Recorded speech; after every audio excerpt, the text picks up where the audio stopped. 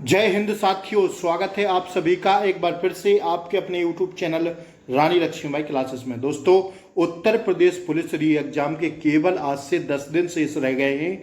तो साथियों, हिंदी का डेली ना प्रैक्टिस सेट हम लोग देखते हैं रोजाना रात 10 से 11 बजे के बीच। तो साथियों, 37 प्रश्नों वाला हूबहू पेपर हम लोग देखेंगे। अगर पूरा रट लेते हैं तो आप में साथियों सारे प्रैक्टिस सेट कर लेते हैं तो 37/37 आप लोग करके आएंगे। आइए गोली की तरह रिवीजन करेंगे। हर रोज हम लोग डेली प्रैक्टिस सेट देख रहे हैं। पहला प्रश्न अति महत्वपूर्ण है, किस शब्द में उपसर्ग का प्रयोग हुआ है? देखिए, उपसर्ग शब्दांश के पहले लगते हैं और प्रत्यय शब्दांश के बाद में लगते हैं। उपसर्ग व प्रत्यय शब्दांश कहलाते हैं। तो किस शब्द में उपसर्ग का प्रयोग हुआ है साथियों? वो केवल और केवल उपकार में हुआ है साथियों, उपसर्ग का प्रयोग। ठीक है, तो ऑप्शन ए हमारा राइट आंसर हो जाएगा। दूसरा प्रश्न देखिएगा, इनमें से कौन सी जातिवाचक संज्ञा से भाववाचक संज्ञा बनाया गया है? दूसरे का राइट आंसर होगा बुढ़ापा को साथियों जातिवाचक से भाववाचक संज्ञा बनाया गया है। तीसरा प्रश्न देखेंगे, आइए गोली की तरह हर 10 मिनट में रोज हम लोग 37 प्रश्नों को समाप्त करते हैं। तो आइए उसी क्रम में, अगर आप सब लोग चैनल पर नए हों तो सब्सक्राइब करके बेल आइकन प्रेस दबा दें ताकि डेली क्लासों का नोटिफिकेशन आपको सबसे पहले मिले। क्लास को लाइक कर दें, शेयर कर दें। आइए, निम्नलिखित में से विराम चिन्ह नहीं है। कौन सा विराम चिन्ह नहीं है भैया? अवतरण नहीं है। अल्प विराम होता है साथियों, ठीक है, अल्प विराम होता है, निर्देशक चिन्ह होता है, पूर्ण विराम होता, ठीक है, तो ध्यान रखिएगा। आइए, वाक्य के घटक होते हैं कितने? साथियों, वाक्य के घटक होते हैं उद्देश्य और विधि। ठीक है, ऑप्शन ए हमारा राइट आंसर हो जाएगा। पांचवा प्रश्न देखिएगा, किस शब्द में आबा प्रत्यय नहीं है? तो आबा साथियों केवल लाबा में नहीं है। लाबा में कहाँ आबा आ जाएगा? बाकी चढ़ावा में आबा प्रत्यय है, भुलाबा में आबा है और दिखावा में आबा है। साथियों, लाबा में जो है प्रत्यय नहीं है, आबा। ठीक है, तो ऑप्शन सी हमारा राइट आंसर हो जाएगा। आइए, छठवां प्रश्न देखिएगा, हिंदी किस भाषा परिवार की भाषा है? साथियों, इसका राइट आंसर होगा ऑप्शन सी, भारोपीय भाषा परिवार की भाषा है हिंदी। आइए, सातवां प्रश्न देखिएगा दोस्तों, शुद्ध वर्तनी का चयन करना है। कृपा कैसे लिखा जाता? कृपा को लिखा जाता ऐसे। ऑप्शन बी हमारा राइट आंसर हो जाएगा। आइए, अगला प्रश्न देखिएगा, निम्नलिखित में से किस शब्द में प्रत्यय लगा हुआ है? 8 का राइट आंसर होगा साथियों जादूगर। जादूगर में साथियों क्या लगा है? प्रत्यय लगा है। प्रत्यय शब्दांश के कहाँ लगते हैं? पहले लगते हैं। का वर्ण किसके योग से बना है? तो का प्लस आ के योग से बना है। का प्लस आ, ऑप्शन डी हो जाएगा हमारा राइट आंसर। ठीक है भैया। आइए, 10वां प्रश्न देखिएगा, हिंदी भाषा का जन्म हुआ है कहाँ से? तो साथियों हम सब लोग जानते हैं अपभ्रंश से।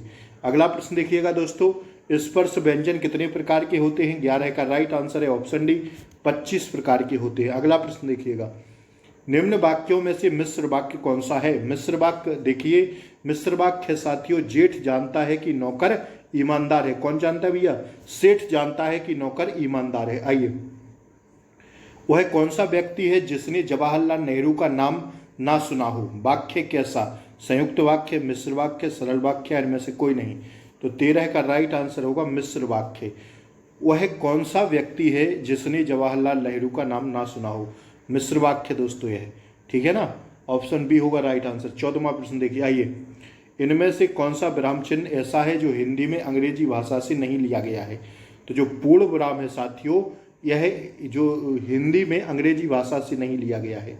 ठीक है, ऑप्शन डी होगा राइट आंसर। आइए, अगला प्रश्न देखिएगा, निर्वाह में उपर्युक्त उपसर्ग है कौन सा? निर उपसर्ग होगा। कौन सा होगा भैया? उपसर्ग। नहीं, निर नहीं होगा, क्या होगा? देखिएगा जल्दी से बताइए इसका। 15 का साथियों ऑप्शन सी होगा निर उपसर्ग। ठीक है, निर प्लस आह, निराह, निर्वाह, निर प्लस अवाह, ठीक है, उपसर्ग निर होगा। आइए, अगला प्रश्न देखिएगा, निम्न में से किस शब्द में प्रत्यय का प्रयोग हुआ है? बताइए। 16 का ऑप्शन बी, धनिक में एक प्रत्यय लगा हुआ है। ठीक है, आइए, यथार्थ में कौन सी संधि है? 17 का राइट आंसर होगा दीर्घ संधि। अगला प्रश्न देखिए, निम्नलिखित में तत्सम शब्द का चयन कीजिए। कौन सा होगा तत्सम? दोस्तों ऑप्शन सी हो जाएगा उद्यम। अगला प्रश्न देखिए, भूतकाल के कितने भेद होते हैं साथियों? बताइए जल्दी से, इसका राइट आंसर छापिएगा। 6 भेद होते हैं। कितने भेद होते हैं गुरुजी? 6 भेद होते हैं। आइए, निम्नलिखित में से किस वाक्य में अकर्मक क्रिया है? दो प्रकार की होती है, सकर्मक व अकर्मक। तो बताइए निम्नलिखित में से किस वाक्य में अकर्मक क्रिया का प्रयोग हुआ है? 20 का राइट आंसर जाएंगे गेहूं पिस रहा है, ठीक है ना। आइए, इनमें से कौन सी शब्द समूहवाचक संज्ञा है? 21 सभा। साथियों, सभा जो है कैसी है? समूहवाचक है।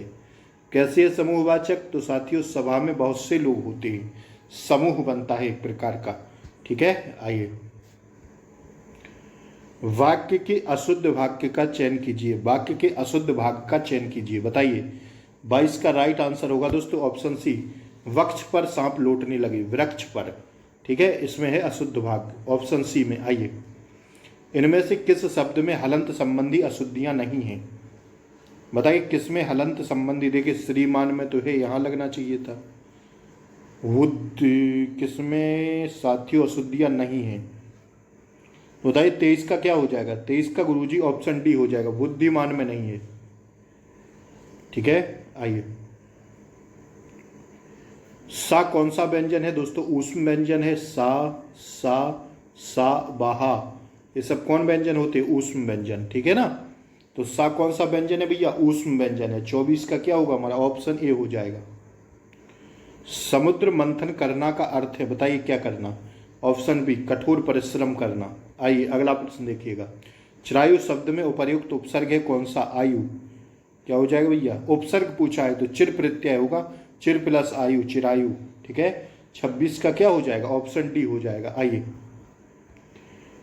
जस दूल्हा तस बनी बराता का अर्थ क्या होगा? इस मुहावरे का अर्थ बताइए। जस दूल्हा तद बनी बराता, बताइए।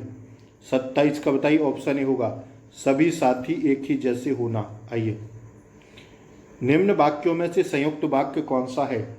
बताइए। 28 का होगा ऑप्शन डी, उसने खाना खाया और सो गया। किस शब्द में उपसर्ग का प्रयोग हुआ है? बताइए। उपसर्ग शब्दांश के पहले लगेगा, तो 29 का सी हो जाएगा, उपकार में। अरे उसने तो कमाल कर दिया, वाक्य कैसा है? यह तो साथियों विस्मयादिबोधक दिख रहा है। 30 का क्या होगा? हाँ बिल्कुल बी होगा, ये विस्मयादि का चिन्ह है ना। अरे उसने तो कमाल कर दिया। अबाहु शब्द में प्रयुक्त प्रत्यय कौन सा है? बताइए। 31 ऑप्शन सी, आब।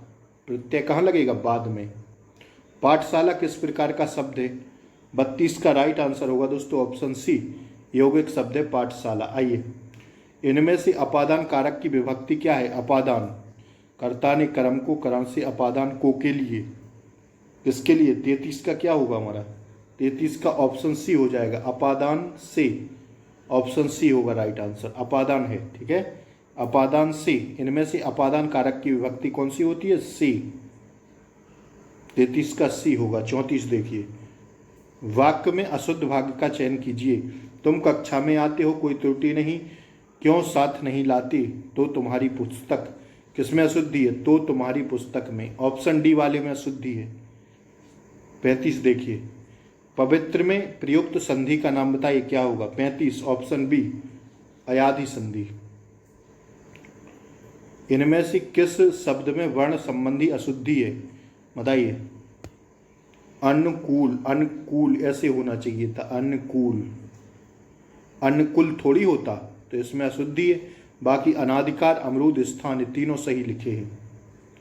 उसने कहा कि मैं घर जाऊंगा, वाक्य कैसा? 37 ऑप्शन बी, मिश्र वाक्य। अगला प्रश्न आपके लिए, देखिए 37 प्रश्न यहाँ समाप्त होते हैं आज का प्रैक्टिस सेट। जल्दी से बताइए कमेंट बॉक्स में आज आपका टारगेट कितना रहा। आज लगभग 17वां 18वां मॉडल पेपर है हिंदी का। हर रोज 11 बजे हम लोग रात में देख रहे हैं हिंदी का मॉडल पेपर।